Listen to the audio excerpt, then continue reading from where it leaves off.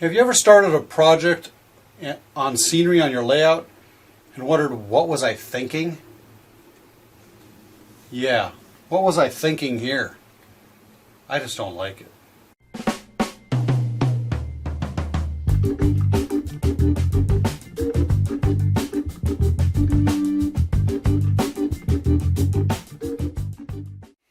Well, hey ManCavians, this is Bob from DaBob's N-Scale ManCave, and I'm not sure what part this is of how to build the Helix Mountain, because I'm pretty much started all over with this mountain. The only thing I didn't start over with was this door. You know, you've seen the door. I did upgrade the door, put some more scenery on it, made it look a little bit more filled in. It was looking pretty sparse and everything. You can kind of see there's more grass on that right now. But the big story is we're going to do a how-to on how I did my other panel over there. And we're going to start with this panel right there. We've got a little bit of a head start. Did some measurements with some 2-inch pink insulation foam, extruded foam. You know, this kind of stuff right here, right? And I've got to put in a tunnel over here on this track because the train's got to get out of the Helix, you know. I've got the panel. We're going to start showing you how I'm going to put this all together. It is kind of neat what my plan is because, you know, I'm dying to find out what it is myself. I know you two are also on the edge of your seat wondering what am I going to do with this piece right over here. But until then, we got to finish up this panel over here before New Year's in 2018. So today is 27 November, and I want to get that thing done by the end of the year. That's my goal. It's been my goal all year to get this Helix Mountain pretty much done on scenery by the end of the year. And we're going to do that. So let's go take a look at the first steps. Well, the first step is you got to put something in front of that thing to cover it up. The foam was a little short, right? And so I had to put another piece up here. It's about 4 inches tall, which is actually perfect for the Woodland Scenics rock molds that I'm going to put up here. The good thing about this is it can fold over. Why? Why would you want that to fold over, Bob? Well, when it's all put together, it's going to stay right out there like that. But I got to get it up there without causing too much of a problem. So I just fold it down out of the way. So I'm going to put it up here.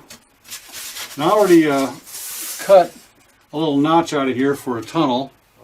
You do have to do some planning and practice before you really get into the nitty-gritty. There we go. And it folds right up in place. This other piece down here, which has got a tunnel in it, let's go right across this part right there, and it will fit in, you know, once I open this door. Set it down, fold it back up. It's in place. Now I just got to finish off the rest of this. Basically, use one of these, you know, knife blades, razor blade knives. You just trim everything off. It's pretty easy.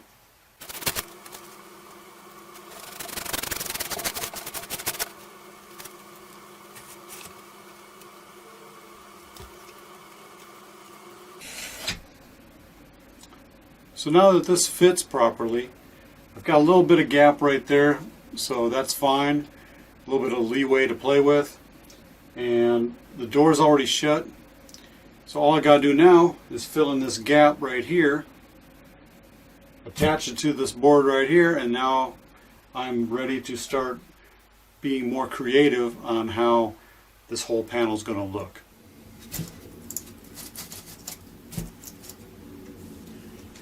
There, now that I have this piece in here, I can secure it all down, glue it in place, and put some tape down here on both sides to keep it in the right spot. Since I didn't have a piece that was fully the right size, this works out pretty well because, you don't want to cut up a great big piece and then find out you'd cut it too small. That just makes you irritated. Okay, I'm sitting here in my living room making a mess. My wife doesn't know I'm up here doing this, but that's okay. I get to clean it up with a vacuum. So basically I'm just carving out my road and the groove, just like I did with the other module. Basically you cut your grooves, cut a bunch of slices in here, cut across there, and then you can just take a screwdriver and pluck this stuff right out.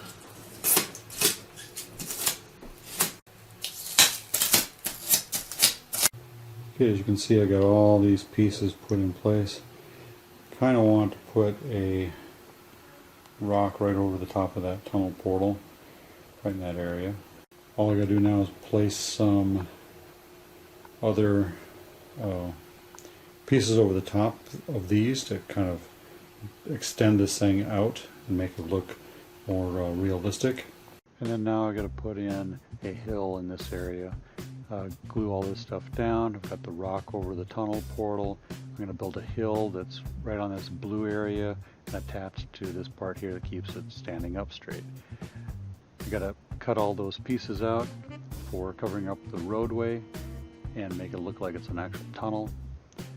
But before I do that, I'm going to have to paint this whole thing before I glue it down, because it's a whole lot easier to do before you glue them down. You can't paint from around it. I've tried in the last piece and it didn't work out very well. So we're going to do that starting with some bare thorny branch house paint. And then, as you can see there, and then I'm going to take some of the gray and dry brush inside of here and just kind of detail it all up. I'm going to add some nano lights from Woodland Scenics in there. Just poke a toothpick inside there and wiggle it around to make that hole a little big enough for the nanolights to go through, and just feed them on in. Sometimes it's a tight fit, so you gotta keep making that hole a little bit bigger, and then just tape it down with some duct tape. And then just glue in all your other pieces after you got all your detail done.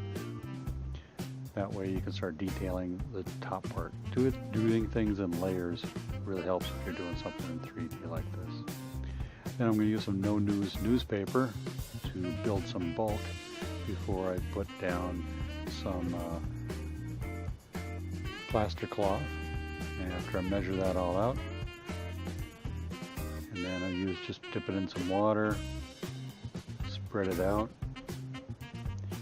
and then smooth it out with your hands to smooth that plaster around. If it dries out a little bit, spray some water on it and it will be usable. Cover it all with the plaster cloth. Then I'm going to put some carving plaster on there. You could use lightweight hydrocal if you want, but I'm just going to cover everything I can. And then you paint it. Paint it with a thorny branch again, and get that all covered up because it's a good base color for everything else you put on top. Start with a dark, then go with a little bit lighter thing like this Tuscan red. And I'm going to make some sedimentary lines across here. There's an area of the mountain that is kind of reddish, and I want to make it to look like that. It's a little bit too red for my tastes, but the good thing is we're going to be making this a little bit lighter as we go and covering up a lot of red, but the red's a good base for what's coming up on top of it. Once that's done, I put in some of the gray again, kind of dull it up a lot, kind of hide that red, and start putting the gray on the rest of it for the other base colors for everything else. And this is the Guilong Road Tunnel in China, and it looks like that. That's what I kind of want it to look like here to some degree. Use a nutmeg, territorial beige, khaki, and light mocha. And I'm I'm just going to dry brush all that stuff on there, starting from the darker color to the lighter colors. And when I'm done with one color, you move on to the next lighter color.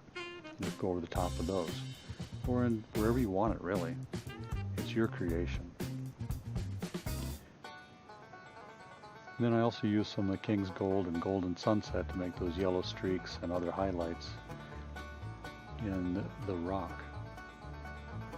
And then I'm going to take some of the Blossom White and make some highlights on the rocks, on the edges and stuff, so make things pop out and more defined. Now we're using the coarse turf and some Elmer's glue all. Got to spread that out. I used a a popsicle stick, and just spread out the grass. Use the medium green first, patted it all down into the glue, make it secure. I'm going to vacuum up the loose stuff later, and then we're going to vacuum right now, and put the light green down. And now I'm going to put in some fall orange and some fall yellow, and we're just going to spice it up a little bit and make it a little bit more colorful, because too green. I'm kind of a fall kind of a scene here, and so I'm just going to spread it all out and use that to my advantage. And as you can see, it's all mixed up in there, and then I just sprinkle it out with my fingers, put it in the glue, do the same thing over and over again. I even used some of the Elmer's clear glue, but that was a little hard to see where all the glue was. But it's still a good choice. And as you can see, you just pat it all in there to make sure it's nice and filled in and stuck in there. Then I put some talus in there to make it look like debris from when they carved out the roads falling down. Looks pretty good. Use some Scenic Glue to do all that with. And as you can see, that Woodland Scenic Glue is what I used. I'm going to also put some clump foliage in using that, and just kind of cover up all that extra color that's just too much color in one spot. And on the foliage, I'm just going to hide a lot of these cracks and gaps underneath some of these rocks with foliage. That's one way to do it. Use some of the dark burnt grass and some forest blend bushes, a lot of things. And I put some stuff in shaker containers for easy storage. And as you can see, here's the finished product. I actually have some foliage in some fall color trees in there and some pine trees, and you can see where there's a lot of those colors popping out from that one area. All the colors of the rock, and the granite wall or sandstone wall. I'm not sure what kind of wall it could be, but it's a mixture of a lot of different colors and rocks. Now it's still not completely done. I still have some areas down, like down here. I want to put in a kind of a rock wall face along the track. That's a later project. I put in a tunnel portal, had to make it fit, had to cut out a section over there so that it would fit in there. I also used some of the pigments to color up the tunnel portals on there, and decorated this tunnel area with some grass and some bushes and a tree. Probably going to add a couple more trees on there and some more grass. And this tunnel is starting to look pretty good, and we're basically almost done. Well, ManCavians, that's been part 7 of how to build my Helix Mountain. It is Christmas Day, and it's been roughly about 1 month since I started this project here that I just showed you right now. And so about 2 to 2.5 weeks of solid work and struggle, waiting to get things dry, getting new paint colors, finding all those little missing pieces and kind of redoing some things. And it just took a little time, more time than 15 minutes worth of construction I just showed you. You really can't do this in 15 minutes. There's no way. But a lot of things go into it, and I wanted to show you that. And you know, some things I didn't show you were making the trees, making the leopard spotting of the rocks on the casted rocks. A lot of the other painting techniques, it's just on the fly. I made it up as I go. That's how a lot of things happen, you know. So I just wanted to show you what it took for me to put this all together for you. And stay tuned for future videos on how I did some of these little pieces, like building the trees and doing the leopard spotting technique. And stay tuned for part 8. Part 8 is going to show you the finished product and what I had to do to finish the other sides of this mountain. And so, till next time, ManCavians, till next year, Merry Christmas! Hope you had a great day today. Happy model railroading. You stay off those tracks. Bye. Don't forget to subscribe and like this video. Check out these videos over here. Also click on the links down below to follow me on social media. And leave a comment. Tell me what you liked. And as always, ManCavians, happy model railroading and stay off those tracks. Bye.